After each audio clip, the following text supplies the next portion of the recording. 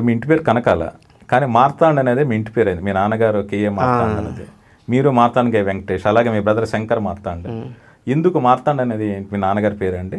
అంటే ఫాదర్, నేను ఫస్ట్ సినిమాలు చేస్తున్నప్పుడు ఫాదర్ చనిపోయారు.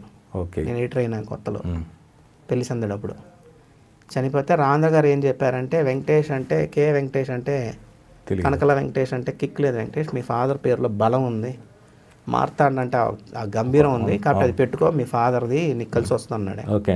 ఆయన పెట్టిన పేరు. ఓకే. రాఘవేంద్ర గారు నామకరణం చేశారు మార్తాండ్కే వెంకటేష్. సో అదే క్యారీ చేస్తాం అందరికీ అదే పేరే, డిఫరెంట్ పేర్ల వల్ల. అవునండి, పేరులోనే బలం ఉందనేది. ఇప్పుడు నాకు తెలుసు మీ బ్రదర్ శంకర్ గారిని మీరు ఒక ఫాదర్ లాగే చూశారు, ఆయన అలా చూసుకుంటూ వచ్చారు. ఇప్పుడు ఆయన చాలా కాలం తర్వాత వెబ్ సిరీస్ చేస్తున్నారు.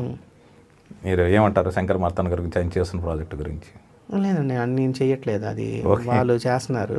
బాగా వచ్చిందని విన్నాను నేను. ఓకేనండి. సక్సెస్ టైం రావాలండి అంతే. అదేనండి, నాకైతే ఎర్లీగా టైం వచ్చింది. ఓకే. రాఘవేంద్ర గారి గంటలో పడ్డాం, రాఘవేంద్ర గారి సినిమాలు ఇవ్వడం, సురేష్ బాబు ఇవ్వడం, పవన్ కళ్యాణ్ గారు ఇవ్వడం, అది ఆ టైం రావాలంతే, వచ్చిందంటే ఆగదు. ఇప్పుడు బిఏ సుబ్బారావు గారు, కేఏ మార్తాండ్ గారు, మార్తాండ్ కే వెంకటేష్ గారు, శంకర్ కే మార్తాండ్ గారు, అలా మీ ఫ్యామిలీ నుంచి నెక్స్ట్ జనరేషన్ వస్తున్నారా? ఏంటి వాళ్ళ ఫ్యూచర్ ప్లానింగ్? మా అబ్బాయిది అయితే ఎంఎఫ్ఏ చేయిస్తున్నాను. ఓకే. తనకి మా ఫాదర్ పేరు పెట్టాను, వెంకట్ మార్తాండ్ అని. ఓకే అండి. ఎంఎఫ్ఏ చేసి దాంట్లో టీచింగ్ సైడ్ ఏదైనా పంపిద్దాం, పిహెచ్డి లాంటివి చేయించి. ఓకేనండి. ఫోటోగ్రఫీ సైడ్ అనుకుంటున్నాం, ఇంకా అన్నీ ఇంకా ప్రాసెస్లో. ఓకే అండి. వాడు ఫైనల్ ఇయర్లో ఉన్నాడు. అలా ప్రతి డైరెక్టర్కి ప్రతి దీనికి ఒక టైమింగ్ ఉంటుంది, వాళ్ళతో ఆ డిస్కషన్ ఉంటుంది. ఓకే.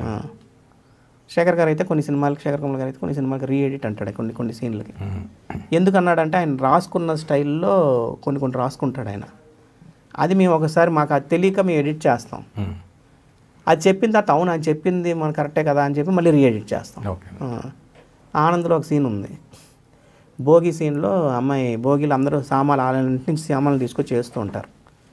ఈ అమ్మాయి ఫోటోలు తీసుకొస్తుంది, అమ్మాయి పెళ్లి చేసుకోవాలనుకున్నాడు, ఫోటోలు తీసుకొచ్చి మంటల్లో వేస్తుంది, భోగి మంటలో వేస్తే క్యాజువల్గా ఇలాగ ఇసిరేసేది వేసేసాను. అసలు రీఎడిట్ వెంకటేష్ ఇది నేను అనుకున్నది రాలేదంటే ఏంటంటే మళ్ళీ షూట్ చేశాను నేను, అమ్మాయి చీరలు ఇక్కడ పెట్టుకొని ఇక్కడి నుంచి వేస్తుంది ఫోటోలు అన్నాడు ఆయన. దానికి దీనికి తేడా ఏంటి సార్, ఇదే బాగుంది కదా సార్ అన్నాను. లేదు అమ్మాయి గుండెల్లో ఉన్న చెత్తను వేసేటట్టు నాకు కావాలన్నాడు. తన మనసు నుంచి డిలీట్ చేసేస్తుంది అన్న అంటే నేను అయ్యో కరెక్ట్ కదా అని చెప్పి మళ్ళీ ప్రింట్కి ఇచ్చుకొని ఆ షాట్ మళ్ళీ ఎడిట్ చేసాం. ఇలాగ ఉంటాయండి. ఓకేనండి. లీడర్లో ఒక సీన్ ఉంటుంది, హీరో మాట్లాడుతుంటాడు, హీరోయిన్ మాట్లాడుతుంటాడు, లేకు మన ట్యాంక్ బండ్ దగ్గర అమ్మాయిని పిలిపిస్తాడు, ఇంకొక అమ్మాయి సీఎం అయిన తర్వాత ప్రియానంద పిలిస్తే అంతా హాఫ్ లైట్లో ఉంటాడు హీరో, హాఫ్ లైట్ ఉంటాడు, అమ్మాయి ఫుల్ లైట్లో ఉంటుంది. మేము ఎడిట్ చేసినప్పుడు ఏం చేసామంటే నార్మల్గా ఎడిట్ చేసుకుంటూ వెళ్ళాం. ఆయన అలా వద్దొద్దు, హీరో రియాక్షన్లన్నీ హాఫ్ లైట్లో కావాలి నాకు, హీరో మాట్లాడేదాన్ని హాఫ్ లైట్లో కావాలన్నాడు ఆయన. 2 రకాలుగా తీశాడు. ఏంటి సార్ అంటే హీరో ఆడలో నిజం రూపం మాట్లాడట్లేదు, అబద్ధం రూపంలో మాట్లాడుతుంది, కాబట్టి హాఫ్ లైట్లోనే ఉండాలని అన్నాడు. ఓకే. కాబట్టి రీఎడిట్ చేసాం. ఇలాగ ఉంటాయండి అవి, అంటే వాళ్ళు డెప్త్గా రాస్తారు. అవును.